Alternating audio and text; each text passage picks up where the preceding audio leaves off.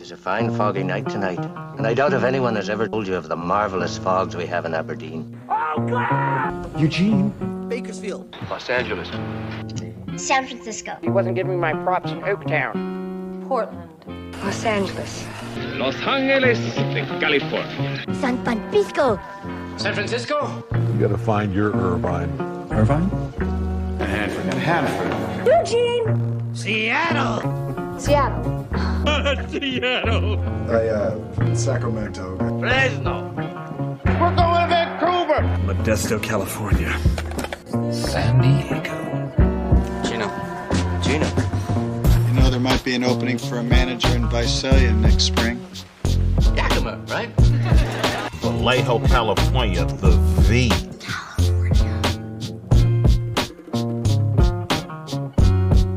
All right. Welcome to the West Coast Sojourn podcast. I am Donnell Alexander. I am Lev Anderson. And who's our guest today, Lev? Our guest is Cera Byers. One of the... Cera Byer is a dancer, an entrepreneur, a life coach, and she wrote a book that came out. I think she self-published a book that came out in July.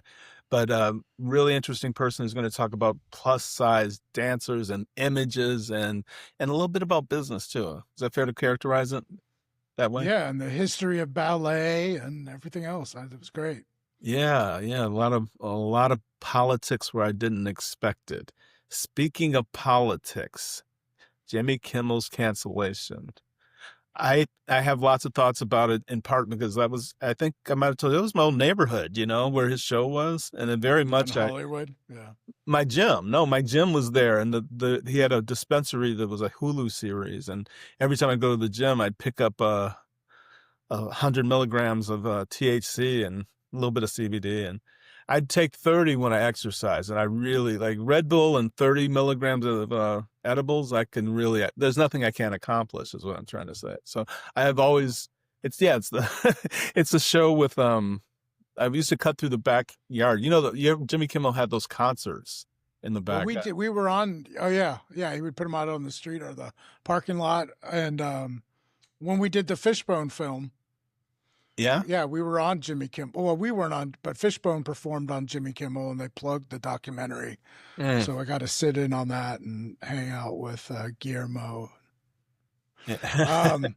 The thing that we on the West Coast Sojourn, we like to think of ourselves as a regional news network. And, with the focus on the West Coast region and the West Coast ideas, if you can make such a claim.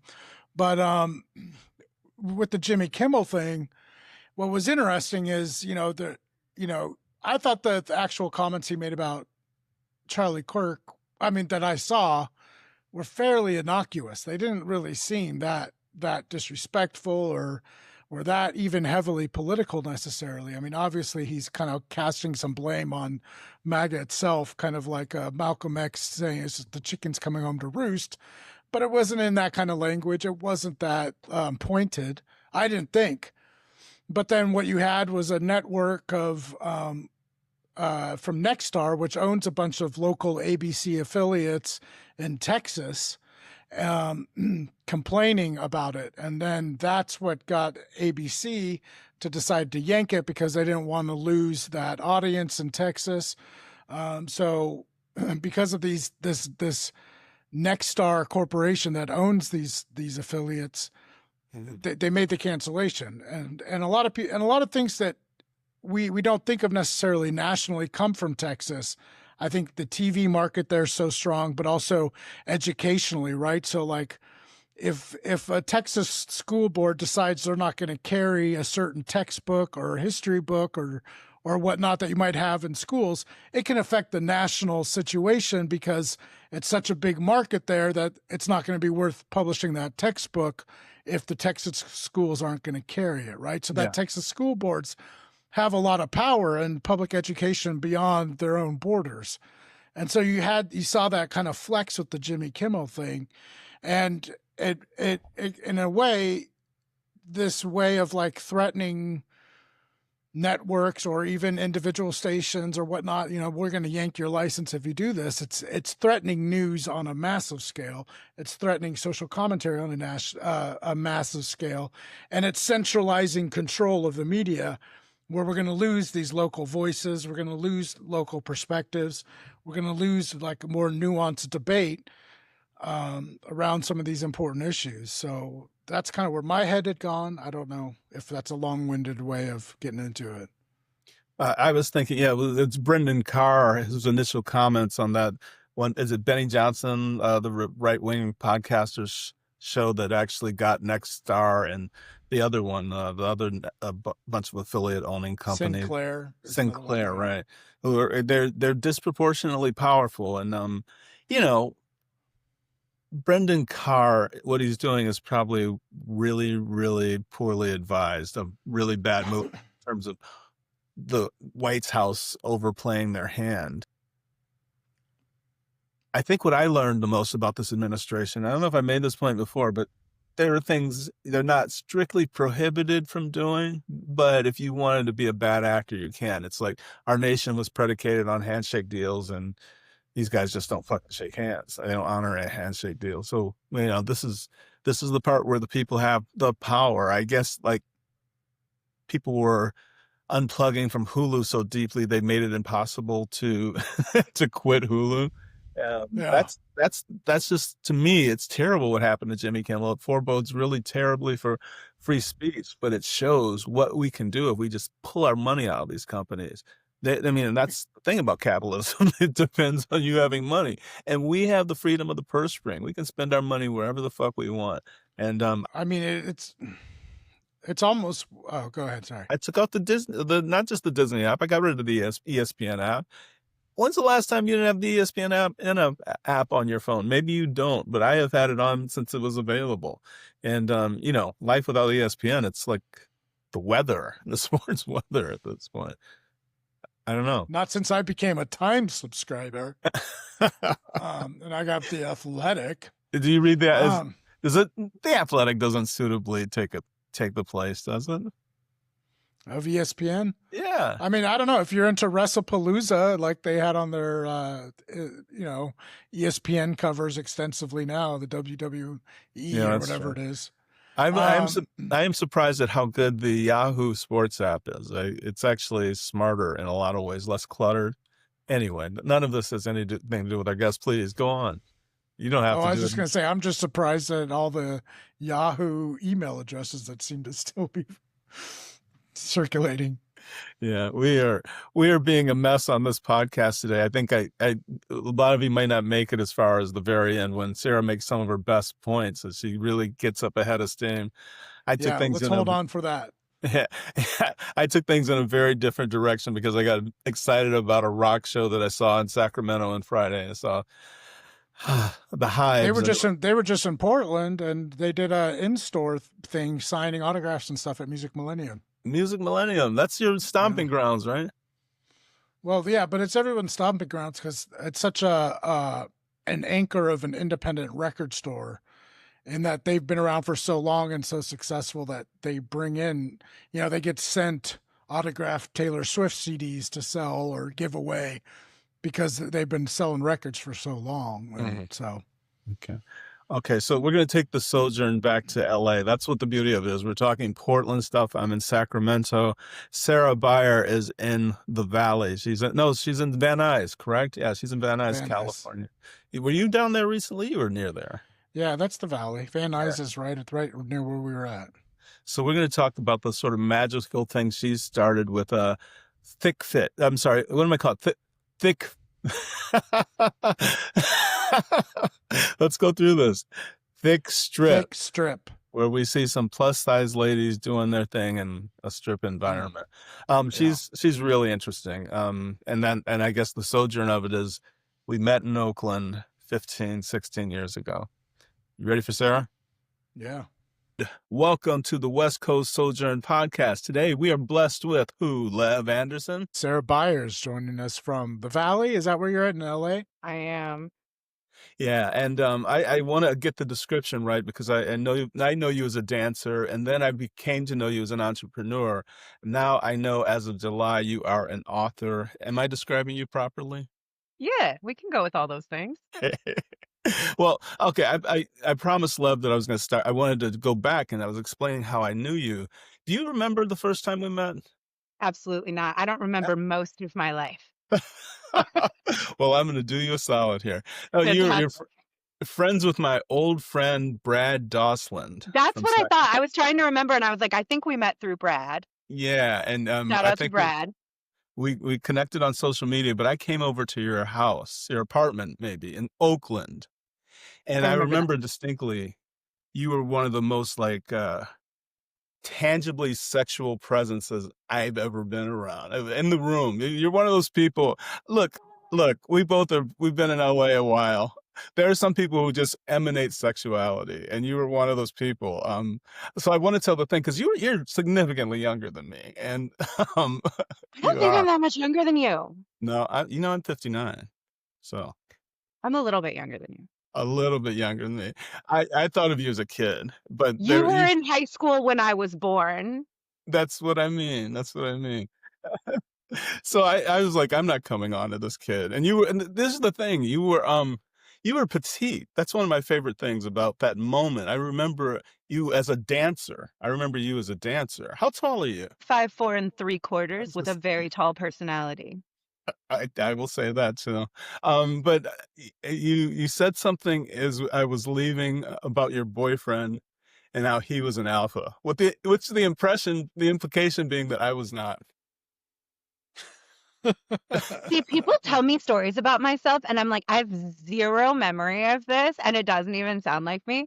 But also, like, alpha is not language that I use. Did you know that the guy who came up with that said it only applied to wolves when they were in captivity, and that he regretted ever releasing the information because people use it so incorrectly? Hmm. That's interesting. I just I brought it up because I thought of you as like this young, what's the word? I want to say a hungry person. And I think of you as a small person, and I didn't know what you were going to do. I thought you were going to be an artist, and maybe you're all of the above. But how did you get from that Oakland person from like roughly 2009, 2010 to this multi hyphenate person you are today? Well, I was still that multi-hyphenate person when we met. The way that I knew Brad was that I had a dance company that his wife was a member of. Sorry, getting rid of cat. And I owned a dance studio in San Francisco for several years. I think if we met when I had an apartment in Oakland, I had somewhat recently closed my studio and moved back to the East Bay, with the intention that I was going to be moving to LA for more dance opportunities and more performing arts opportunities. But I always wrote, and I was always a choreographer. I've never had a day job since I was like 18. I've always been an entrepreneur because I am unemployable. I will just move out of places.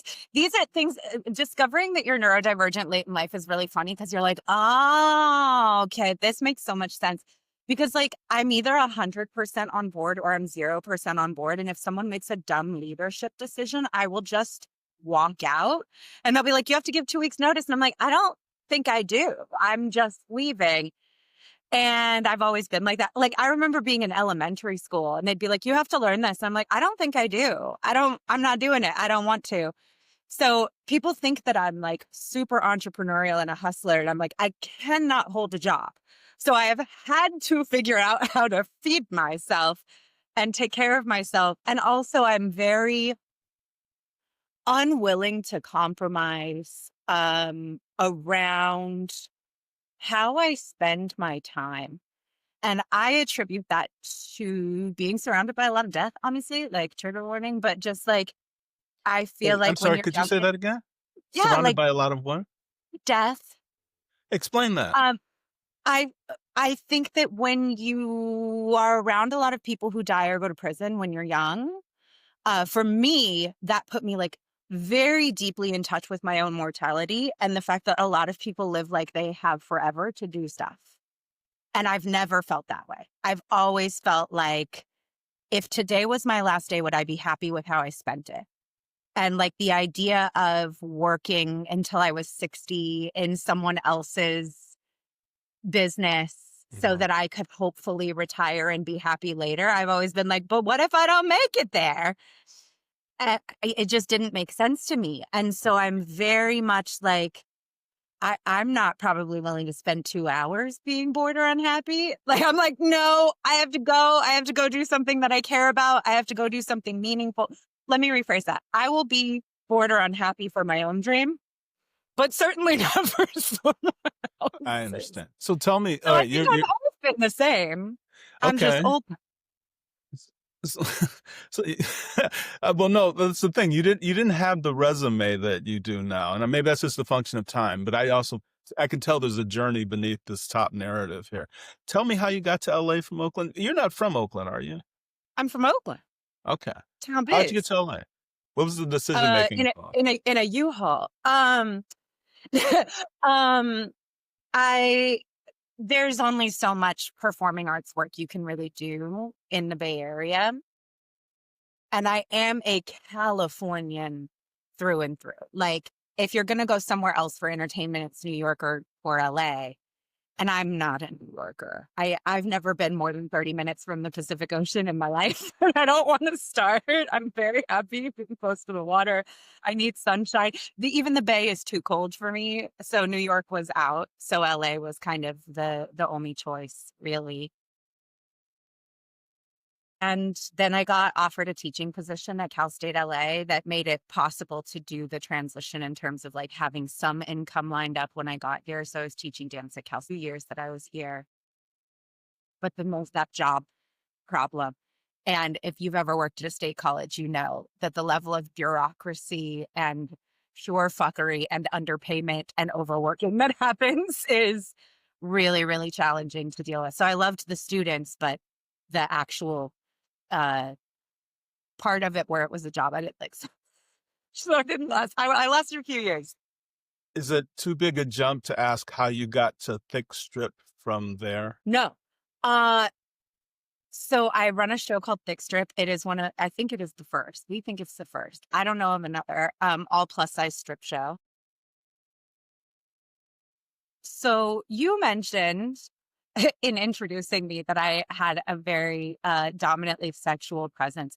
This is like an interesting thing about me that I spend a lot of time thinking and processing, depending on how woo you want to be out there listening. I am a double Taurus with a Libra moon and a Libra stellium. So that's all ruled by Venus. And please explain. I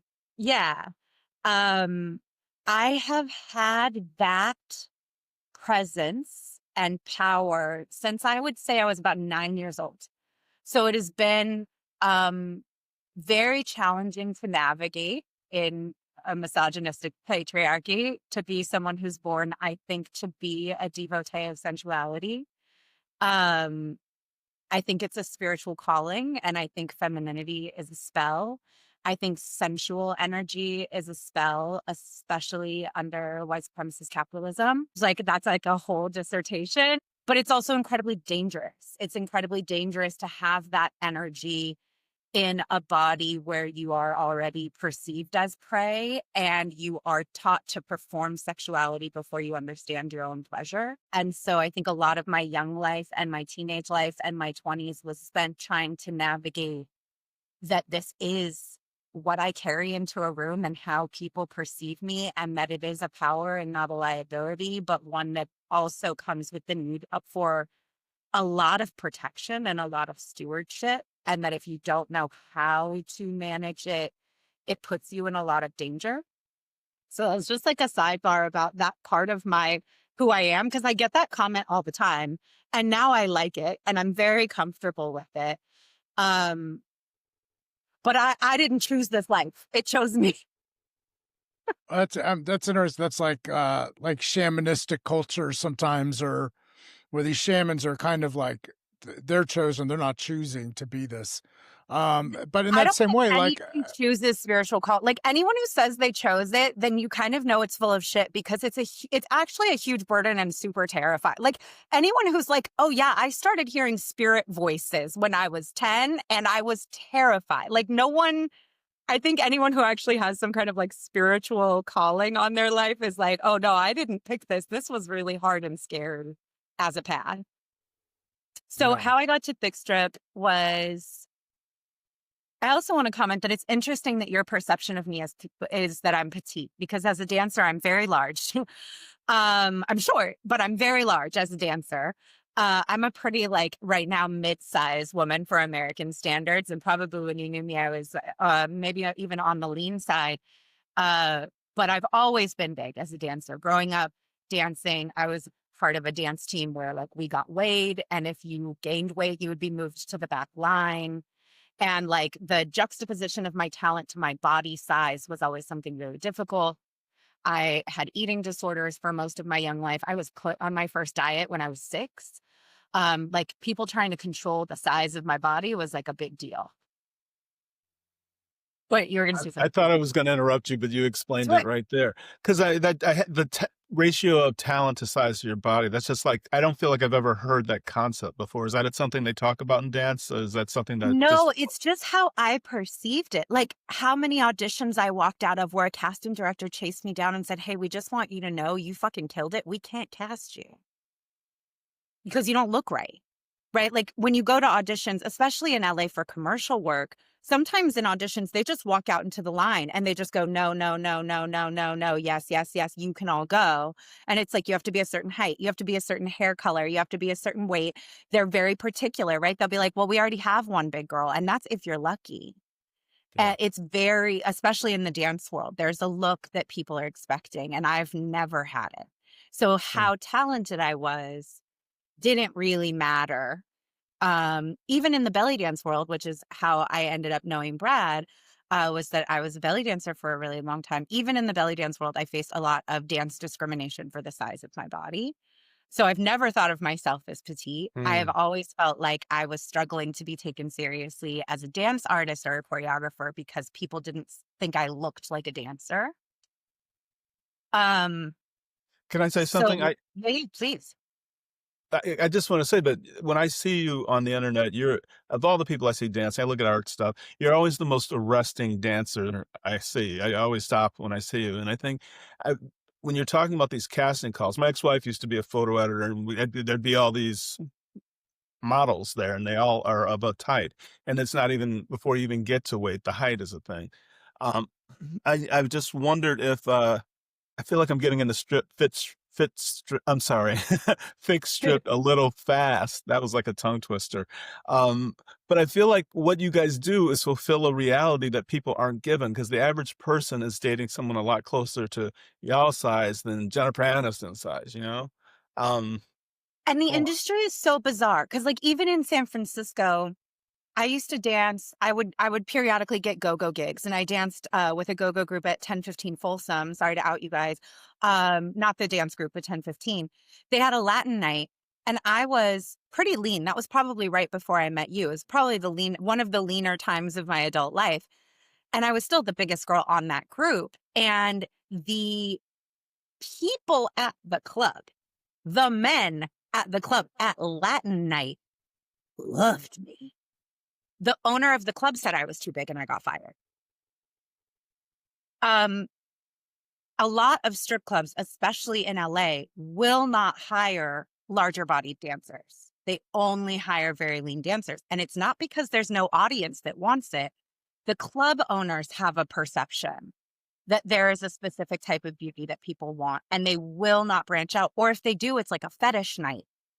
But even still, what they're going for is usually a pretty, either a muscular, a mid-sized girl, a skinny girl with a BBL. They're still looking specifically for a small waist and a larger lower half, which for the people who haven't seen me, that's what I look like. It's genetic. I have lipedema, but my legs hurt all the time. They are swollen. Like it's not, I didn't do anything for this. I look just like my mom. I wasn't going to But ask that, but I might have thought when it. they talk about like larger size bodies, they're not talking about women with thinner legs and larger bellies. They're not talking about women with larger arms and larger breasts. They're not talking about people who have less of an identified waist. Like even still, if they're talking about plus size bodies, they're really talking about hourglass or pear-shaped bodies. And there's this huge range of bodies that people are attracted to. And the person who founded Thick Strip is a woman named Allison Stevenson. She's a comedian and she self-identifies as a fat slut. And she wanted to see thick dancers at strip clubs. And she was like, why isn't this a thing? And she couldn't find it anywhere. Someone, I have no idea who, she's not a dancer at all. She was like, I want to do this thing, but I don't dance. And someone said, you need to talk to Cera Byer. Wow. And I got a phone call from this woman I'd never talked to before. And she was like, I have this idea. I don't know how to do it. How do you think we would do it? And I said, well, let's do a workshop. We'll do an open call. I will lead it. I'll teach sensual movement. And at the end of it, we'll do a show. And we just didn't know what it was going to turn into. We had people who people told me they had never opened their eyes during sex. And I had them busting it open on stage, being showered by money in 8 weeks. It is so profoundly healing for the person coming into it I always wanted to dance, but I was afraid. I've been shamed in dance studios. I feel shamed in gyms. I'm completely disconnected from my own sexuality. I don't feel comfortable with people looking at my body. I don't feel comfortable looking at my own body. So the work that actually goes into it is very deep healing work. Well, that's my question. Is there a threshold where women let themselves loose? Is there something magic that they're doing? Is there persona? What's the deal? Why do they come out of that? It sounds like years of trauma. It is. I think you have to want to come out of it to be there, right? You're taking a huge risk just putting yourself in the room. One of the big things that always happens at the beginning of a Thick Strip workshop is that I start with really simple things like walking across the floor. And almost always people will get goofy and they start laughing. And I have a pretty strict no laughing rule in class. And it's because as a larger bodied woman, and not everyone identifies as a woman, but as a larger bodied person, you can be the funny fat friend that the idea that you would be sexy is a joke.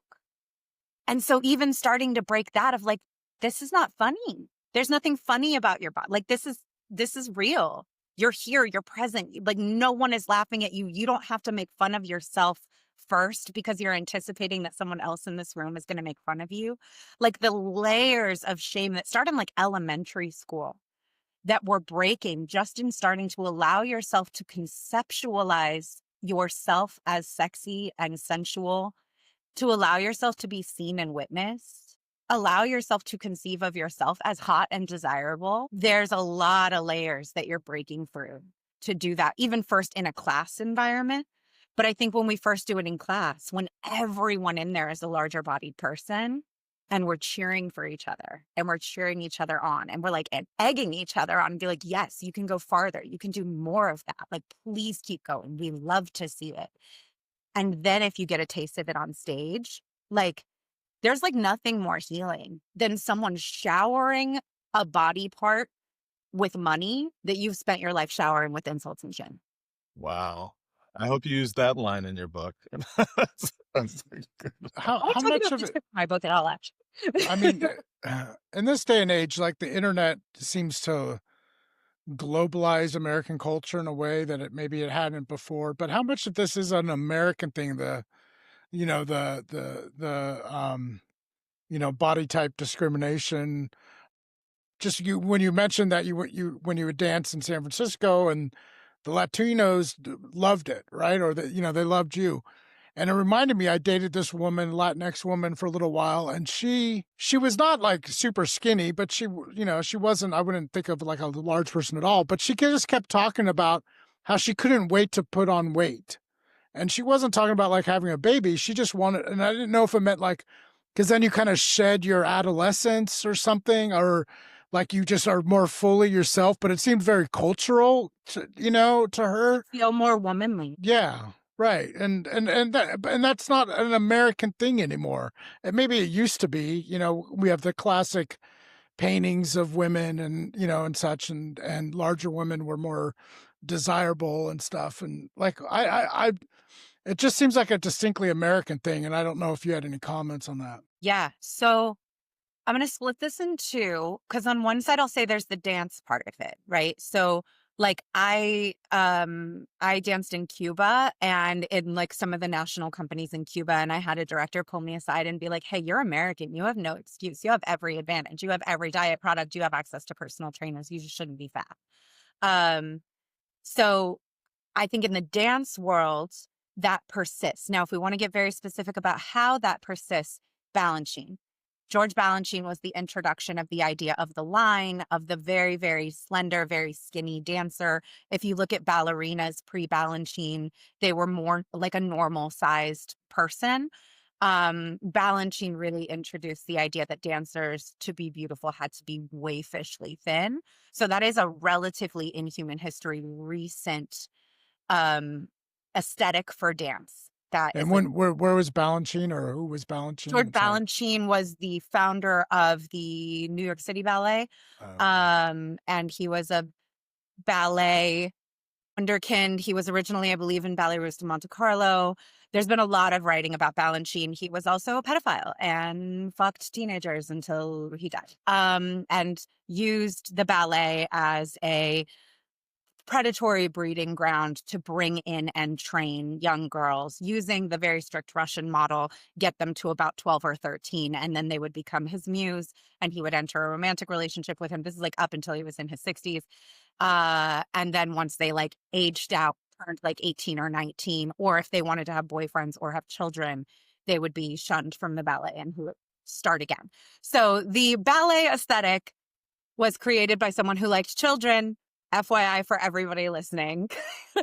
Like for almost all of these body control issues, like you don't have to dig very deep to find very upsetting information.